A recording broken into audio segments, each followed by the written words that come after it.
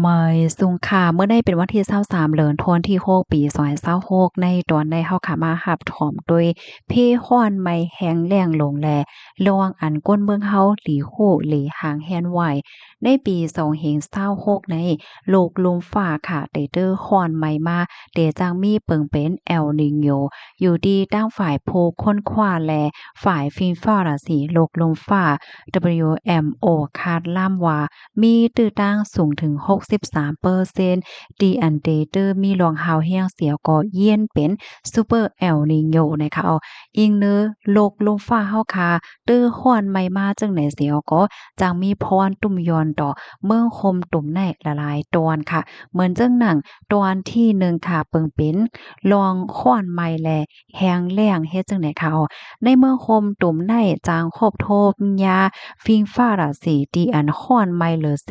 ปกติในหนังเตๆวาๆค่ะปยอก็น้ำฝนแน่มันเตเอเลอเสปกติเฮ็ดให้น้ำในอ่างเก็บน้ำหนองเก็บน้ำขายปยกน้ำอันออกมาจอมสภาวะน้ำคลองน้ำคูน้ำหมอจังไหนแน่เดจางลดยอมลงถึงตีหลีไม่ใจตอนดากหมางเปิ้นตีเฮ็ดจังไหนคะกำนันแลก้นหวานก้นเมืองในหลายปื้นตีเปิงลงมันได้ก่อปื้นตีอันแห้งแล้งอันอยู่ไว้ตั้งปอดตอนกลางเหมือนจังหนังเว้งเหลือมันทะเล5โพตั้งปอดตอนประกันไหลเจ้าในเนี่ยค่ะจางครบทบยาลวงน้ำอ่ำกลุ่มโทนเป้งป้อตาใจตื้อกูมือวันแลในปื้นตีการผกซ้อมค่ะตอนที่2ได้ทราบแหน่จางเติกเคิกต่อไปการผกซ้อมและลองมันกึ้มฝ่ายอาหารตั้งกิน เมืองโฮมตุ่มได้ไล่เปิงอิงลองการฝึกซ้อมได้ว่าเปอเล่งเหมือนจังว่าหากินเล่งต้องว่าสังหวะจังได๋น่ะเนาะก้นวันก้นเมืองเนี่ยก็เฮ็ดการฝึกซ้อมได้นำเด้ค่ะเพราะว่าโฮบทบยาหลวงฝนอีกค่ะเนาะฝนเหมือนจังว่าถึงขิงมาก็อ่ำมาว่าเพราะว่าในจึงไหนเดเตอร์เคิกดอกก้นเฮ็ดการฝึกซ้อมเขาเต้ๆเฮ็ดจังได๋เขาเนาะย้อนก็เปว่าหมักข้าวต้อนน้ำหมากเซียนหมากมิ้ว อันที่ก้นวันเขาพกนั่นก็ซ้ำโหลน้ำว่าเฮ็ดได้นั่นน่ะเนาะเพราะว่าน้ำอ่ำมีน้ำอ่ำป้อน้ำอ่ำน้ำไหนก็ได้เฮ็ดให้โคส่วนโคเฮิกอันพกไว้นั่นมันแห้งมันเหี่ยวกว่าเฮ็ดจังไหนก็จังเป็นไรเด้ค่ะย้อนก็เปอจังหนังนั้นเสียวแลแหนอยู่ดีจะจึงลมฟ้า UNESCAP FAO และทาง WFP เขาเนี่ยก็ไล่ปันฟังเติ้นค่ะเนาะว่าเมืองโฮมตุ่มเนี่ยอยู่ในเซียนเมืองตีอันจางโฮบโทบยาเพอันไหนย้อนก็เพราะว่าแอลนิโญในปอกกำไนฝ่ายหนึ่งเมืองโฮมตุ่มในซ้ำมันก็มีหลวงสุกซากหลวงเข็งต้าหลวงตั้งหยาบเพิด ฝ่ายอาหาราตั้งกินว่าสังว่าจังได๋อยู่ยาวนั่นน่ะเนาะซ้ำเตจังฮอบทบยาเพค้อนไม้แฮงแล้งโลงแทงในเสียก็ไหนเตจางเฮ็ดให้ครบทบลองตั้งอย่าเผิดเที่ยงไหนค่ะอ้อกำในมาเที่ยงตอนหนึ่งตอนที่3ค่ะมีตื้อตั้งจางเฮ็ดให้ไฟป่าเนาะเพไฟว่าสังว่าจังได๋ลายป้าเจ็มฝนกว้านให้ไหนอ้อม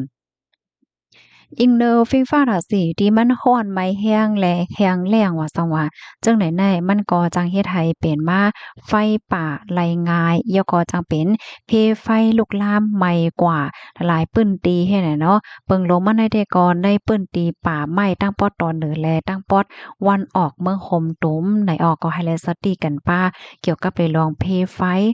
ที่4ค่ะลองแห้งถาดและลองไฟฟ้ามีอำกลมทนเพ็งปอ เมื่อคมตุ่มได้ปึงอิงแห้งถาดไฟฟ้าอันลูกมาตีผายมันจังว่าผายแห้งน้ำเอาแห้งน้ำเหี่ยวก็มาเฮ็ดออกเป็นไฟฟ้าจังไหน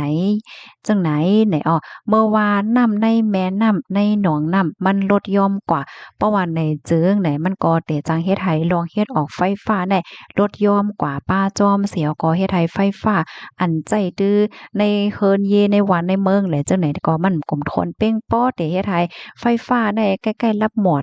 5ก้อนวันก้อนเมืองก็จังมีไฟฟ้าใจตื้อไหลหนังกลุ่มโทนให้ในอันนี้ก็จังไลรับพรตุ้มยอนหลายๆเปิ้นตีเดี๋ยวนั้นขนาดเนาะว่าที่เป็นเฮิรนเย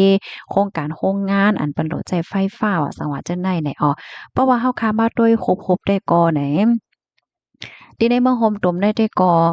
ติ่มสังมันก็ครบทบยาเพอยู่ยาวขนมบางทีบางตอนเพปังตึกกว่าสังหวะจังไหนจังหนังที่เฮาคาฮู้กันไหนเนาะปีในซ้ำเตมีเปิงเป็นเอลนิโญเพฮ้อนไม้แห้งแล้งหลงเทียงแลดในอันได้ก็ได้เรียกว่ายาเพเทียง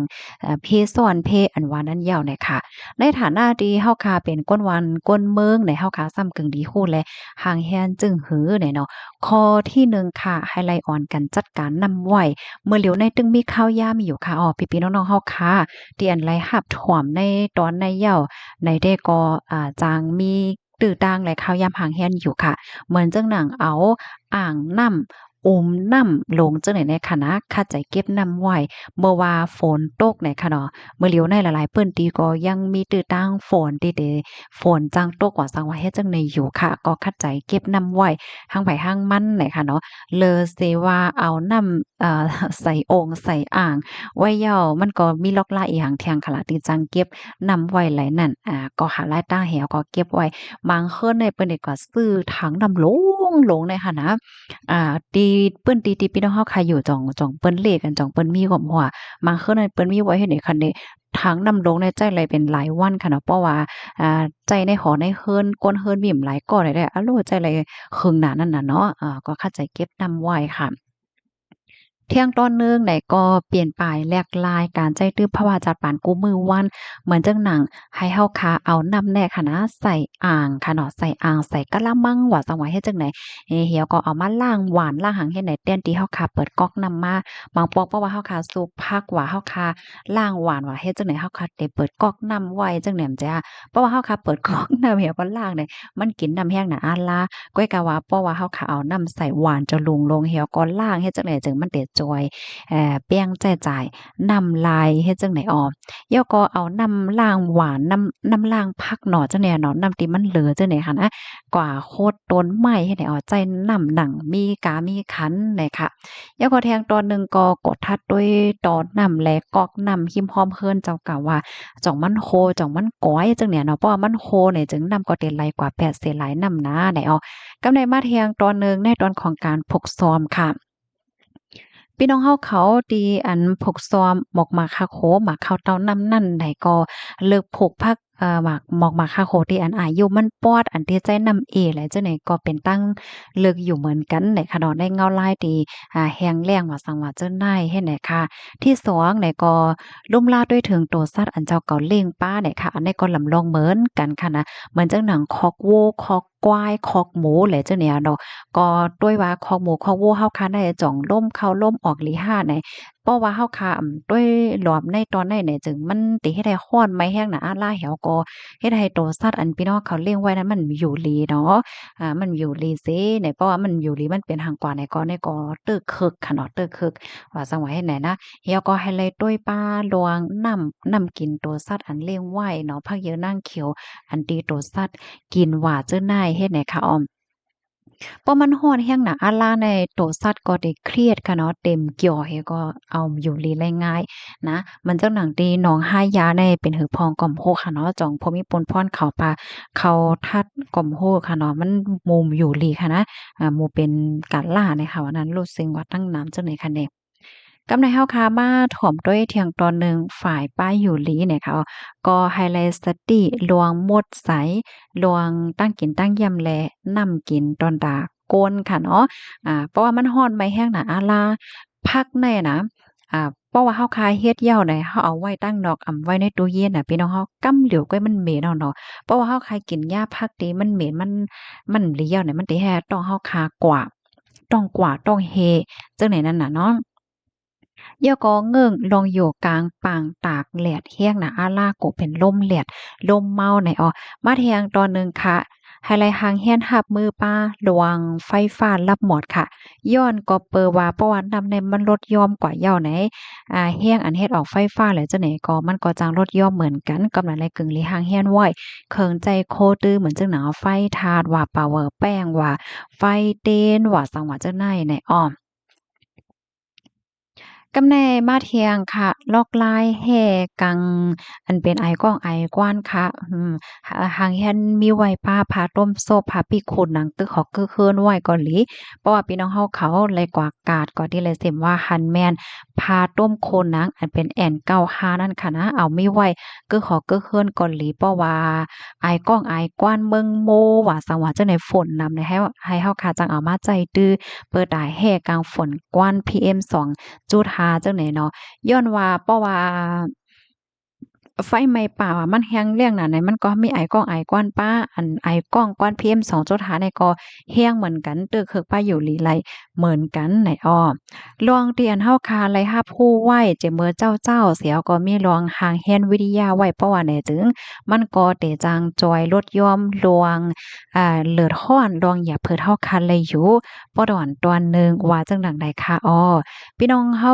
เขารับถอมยอหันเถินจังหือพวงค่ะสังหันถึงว่ามีพ่นหลีก็แค่รอใจกันสืบเพิ่นแพ่แชร์กว่าเซกัมในค่ะย้อนให้กูก็รอดเพจเซกัมค่ะคอมเมนต์ตอนใดค่ะเฮาได้ก็ไล่เบิ่งอิงเอามาดีเป็นฝ่ายสภาวะสิ่งแวดล้อมโลกกำเหลวขนาดที่อันเปิ้นมาเปิ้นแพร่และมาปั่นฟังได้เฮ็ดจังได๋คะอ๋อ WMI เนี่ยค่ะอ้อไล่ต่างไว้ค่ะแล้วก็ WRI อ๋อค่ะแล้วก็แค่พังได้ซ้ำไรเบิ่งอิงเอามาดี Invato ในต่างไว้เนี่ยค่ะยินจมูกก็ที่รับถอมปันแห้งค่ะย้อนให้พี่น้องเฮาค่ะอยู่หลีกินวาเซกัมค่ะเลอเซอันที่เฮาค่ะเลยเพียนกวาดลอกลายเก็บนำอันว่ามานั้นเหย้าตั้งปอดตอนพี่น้องเฮาเขาค่ะโลมีลายเก็บนำจังหือไว้พองค่ะเพิ่มแถมข้อมูลมาหลายค่ะเนาะยินจมใหญ่นำค่ะเอาไว้ส่งค่ะ